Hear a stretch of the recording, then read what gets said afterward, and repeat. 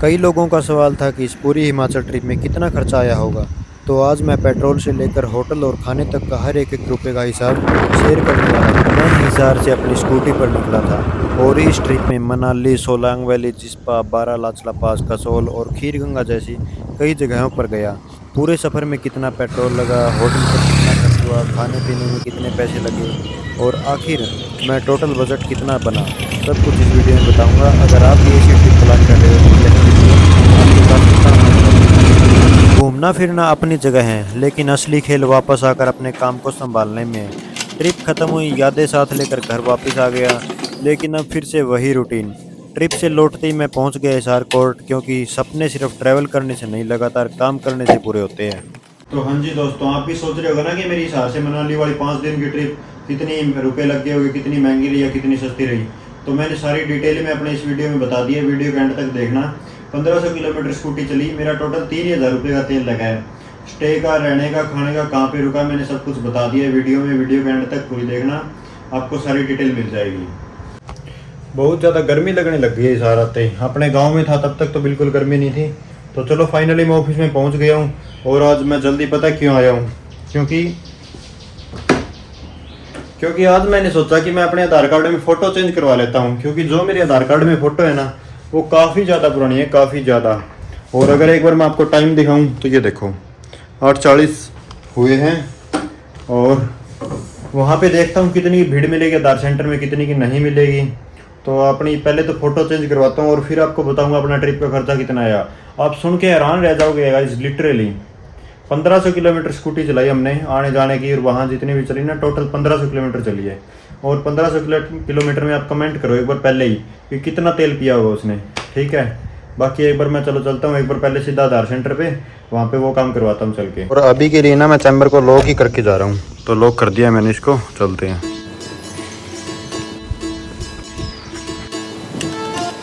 कुछ ज़्यादा ही जल्दी आ गया हूँ। एक बार ये देखो, आप टाइम देखो, 8:44। 9 बजे ऑफिस खुलता है इनका, 9:30 हो चुके हैं, अभी तक उन्होंने ऑफिस नहीं खोला है। 9 बजे का टाइम है, पता नहीं कब से आएगी। और अभी तो भीड़ भी ज़्यादा होने लग गई है। 45 मिनट हो गए वेट करते करते, और इतना ज़्यादा वेट नहीं किया जाता। जाऊँ मैं तो वापस चैम्बर में। बाहर तो बहुत ज़्यादा गर्मी है गाइज। और वहाँ पे जो मैं आधार कार्ड में अपनी फ़ोटो चेंज करवाने गया था ना, अपडेट करवाना बेसिकली मुझे, जो मेरे आधार कार्ड में फ़ोटो है ना, वो शुरू की वही फ़ोटो है और अभी तक मैंने चेंज नहीं करवाई, काफ़ी ज़्यादा पुरानी हो गई है। तो 9 बजे का टाइम उनको ऑफिस आने का, और अभी देख लो 9:35 हुए। मैं 9:30 से वहाँ पे चला था, 5 मिनट में मैं चैम्बर तक पहुँच गया आराम से। तो आधा घंटा लेट है, वो अभी तक नहीं आए। इससे अच्छा तो अपने कोर्ट में ना, 3री मंजिल के ऊपर, वहाँ पे एक लड़का बैठता है, वो भी यही काम करता है, वो जाते ही कर देता है यहाँ पे। मैंने सोचा दिन में नहीं जाना पड़ेगा मुझे, सुबह सुबह वहाँ पे करवा लूँगा, तो इसलिए मैं वहाँ पे गया था, लेकिन वो काम अपना बन ही नहीं पाया। तो देखते हैं, अगर मुझे दिन में टाइम लगा ना, तो मैं दिन में वहीं पे करवा लूँगा। तो बात करते हैं अपना कितना खर्चा लगा होगा। कर दिया होगा कमेंट अब तक तो आपने, कितना लगा होगा। तो करें अब अपना डिस्कशन कि कितना अपना खर्चा हुआ होगा, कितनी एक्सपेंसिव अपनी ट्रिप रही होगी हिसार से मनाली तक की। तो सबसे पहले बात करते हैं हम अपनी स्कूटी पे कितने लोग गए थे। मैं और एक अशोक सर, हम 2 बंदे गए थे यहाँ से।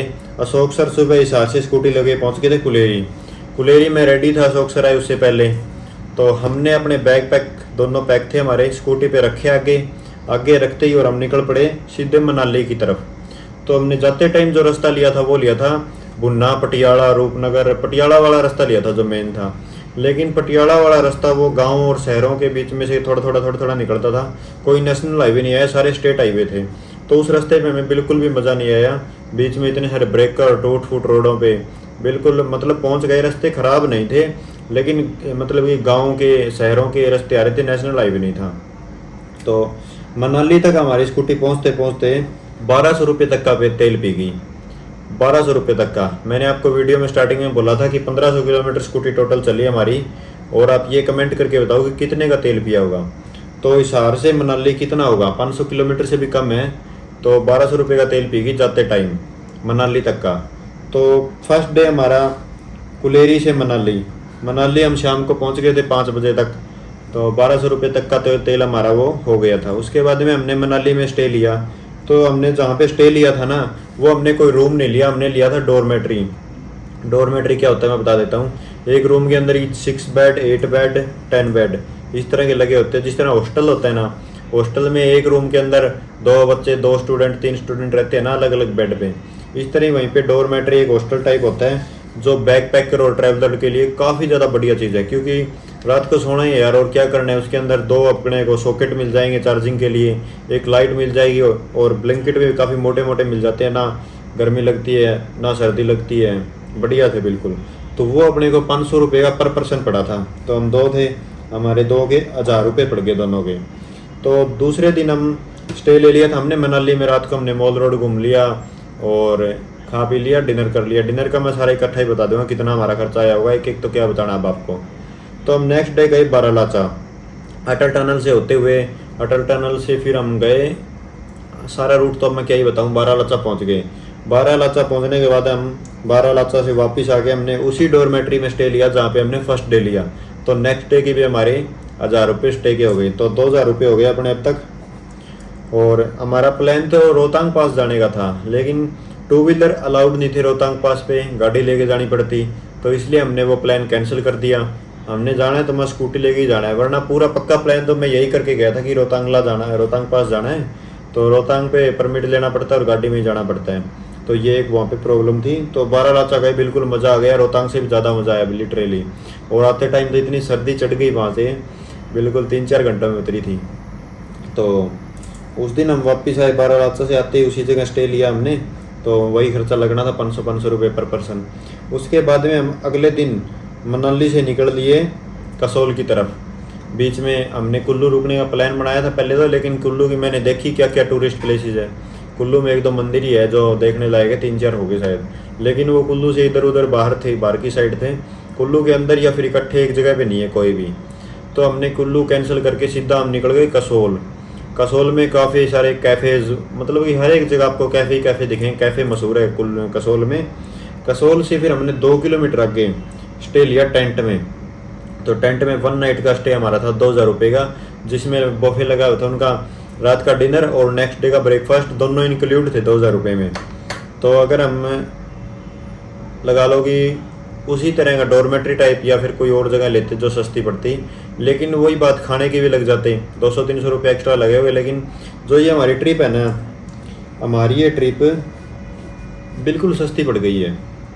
मैं बताऊंगा कितने की पड़ी है, वही डिस्कशन कर रहे हैं। तो 2000 रुपये का हमने टेंट लिया था, जिसमें डबल बेड, सिंगल बेड थे, मतलब 2 इकट्ठे 2 थे, एक गद्दा लगा हुआ था, और उसी के अंदर अटैच ही बाथरूम, टॉयलेट बाथरूम भी था उसी के अंदर, और गर्म पानी की भी सुविधा थी उसमें। तो उसके बाद में हमने अपना खीरगंगा ट्रैक भी वहीं से बुक कर दिया। खीरगंगा ट्रैक का पर पर्सन पड़ा हमें 900 में। हमारा एक गाइड भी हमारे साथ हो गया, ऊपर हमें टेंट भी मिला, और हमारा डिनर और ब्रेकफास्ट उसमें भी इंक्लूड था 900 रुपये में, सोचो तुम। तो हमारा टोटल स्टे का जो खर्चा है ना, वो हो गया फर्स्ट डे के 1000, सेकंड डे के 1000, थर्ड डे के 2000 और फोर्थ डे के 1800 रुपये।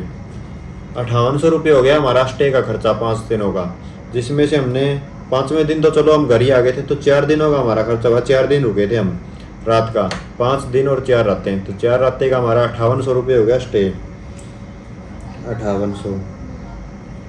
तो कसोल से ना मणिकर्ण से बरसैनी तक हमारी स्कूटी जाती है। बरसैनी हमने स्कूटी खड़ी करने के बाद में हम फिर खीरगंगा ट्रैक स्टार्ट किया। रात को खीरगंगा पे रुके, फिर अगले दिन वहीं से वापस आ गए।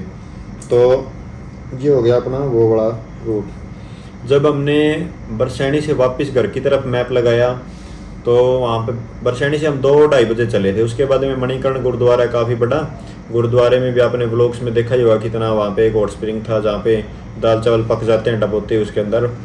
तो वहाँ पे हमने 1 घंटा लगा दिया हुआ था सर ने, कम से कम 1-1.5 घंटा वहाँ पे।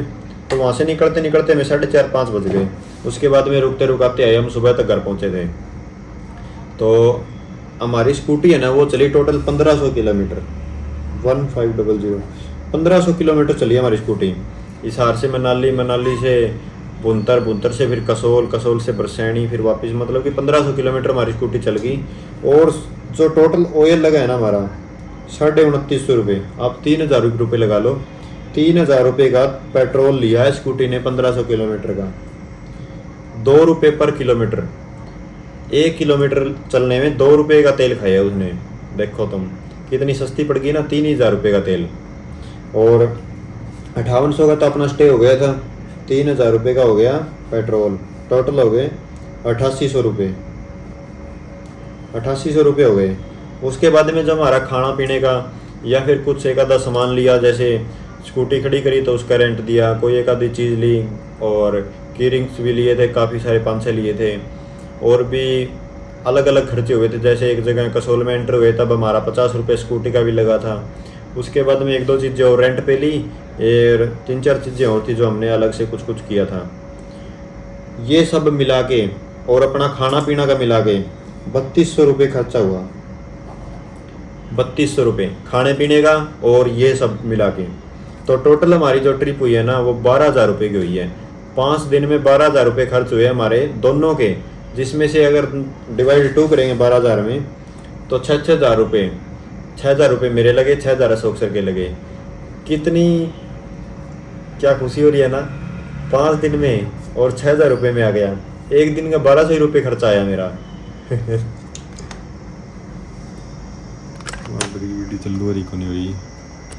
लगातार इतनी लंबी वीडियो तो मैंने आज तक नहीं बनाई है, पता नहीं 5-6 मिनट तो हो गए होंगे बोलते बोलते, और गला सूख गया बिल्कुल।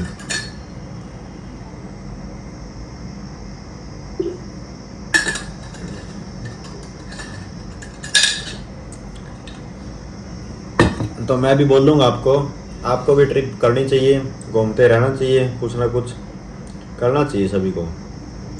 तो काफ़ी ज़्यादा बढ़िया ट्रिप रही हमारा, बिल्कुल मज़ा आ गया, ना कोई दिक्कत हुई, ना कोई प्रॉब्लम हुआ, ना कहीं पे स्कूटी का ऑयल ख़त्म हुआ, ना कहीं पे पंचर हुआ, ना हमें कहीं पे कोई दिक्कत हुई। और काफ़ी लोग मुझे ये बोल रहे थे कि इतनी दूर गए, इतनी दूर आए, स्कूटी में थके नहीं, स्कूटी में बोर नहीं हुए। तो एक्साइटमेंट भी काफ़ी ज़्यादा थी, ना तो मैं थका ना मैं बोर हुआ, कुछ नहीं हुआ, कोई प्रॉब्लम नहीं हुई। बस आते टाइम 12 रास्ता से आए ना, तब स्कूटी पे ठंड बहुत ज़्यादा लगी, ये तो था। जैसे मनाली में हम आते टाइम आए ना, तो मनाली में 5-6 किलोमीटर के जाम लगे हुए थे, और जाम के अंदर से साइड से ऐसे स्कूटी निकल रही थी, ऐसे मैं एक क्लिप लगा दूंगा वो देखना। मतलब कि 100-150 गाड़ियाँ 1 मिनट में क्रॉस कर दी थी हमने, 100-150 गाड़ियाँ। 1 वे का जाम लगा हुआ था जाते टाइम का, और हमारी स्कूटी ऐसे निकल रही थी साइड में 80 की स्पीड से। वो तो बार बार में ना रोड वहाँ पे कभी लेफ्ट मुड़ जाते कभी राइट मुड़ जाते हैं, तो कंटिन्यूसली स्पीड नहीं बढ़ पा रही थी, कम ज़्यादा तो होती रहती है पहाड़ों में। और अगर हम स्कूटी की एवरेज की बात करें ना, तो आप सोच लो कि पहाड़ों में चढ़ते टाइम चलो एवरेज कम दी होगी, लेकिन उतरते टाइम तो वही एवरेज पड़ गई। तो जो हमारी स्कूटी की एवरेज पड़ी है ना 125 सीसी की, एक्टिवा 125 सीसी, 50 की एवरेज है उसकी पहाड़ों में, 50 की एवरेज हो गई। 2 स्कूटी पे बंदे, 3 हमारे बैग, लगेज भी था ना हमारा, खाना पीना का सामान और कपड़े भी तो थे। तो देख लो आप।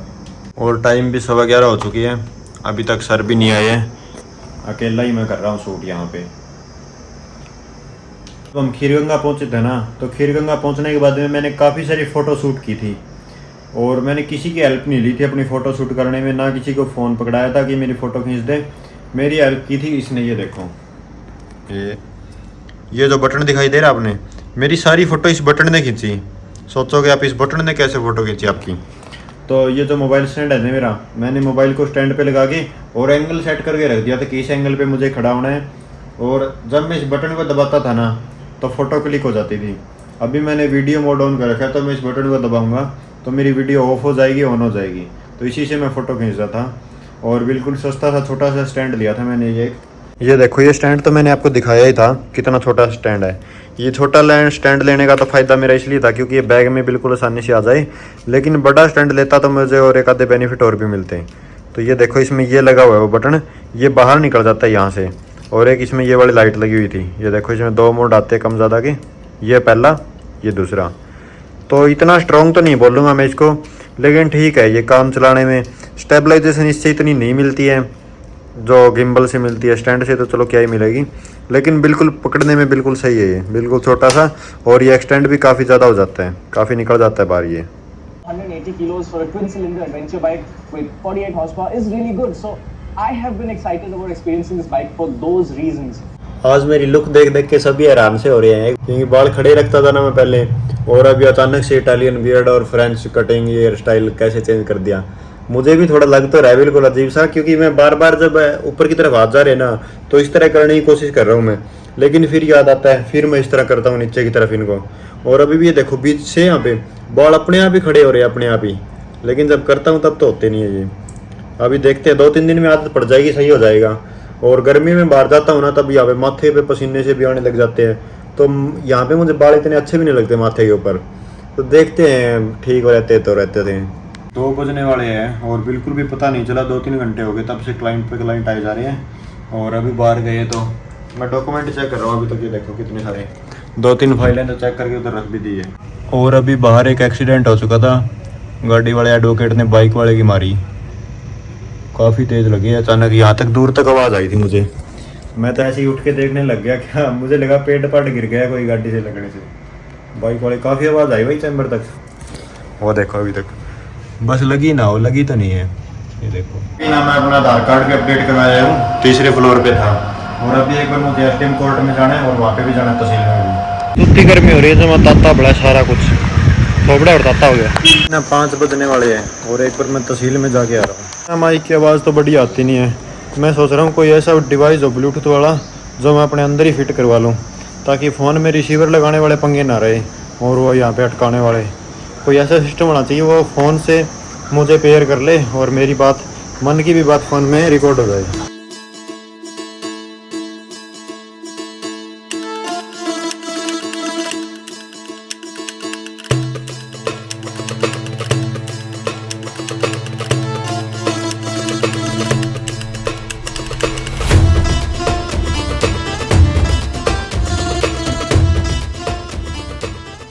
अभी टाइम 7:30 हो रखे हैं और अभी टेम्परेचर कुछ डाउन होने लगा है। गर्मी तो अभी भी अंदर बैठने के बाद लगती है, लेकिन बाहर बैठने के बाद में, नीचे पानी छिड़कने के बाद में थोड़ी सी गर्मी कम लग रही है।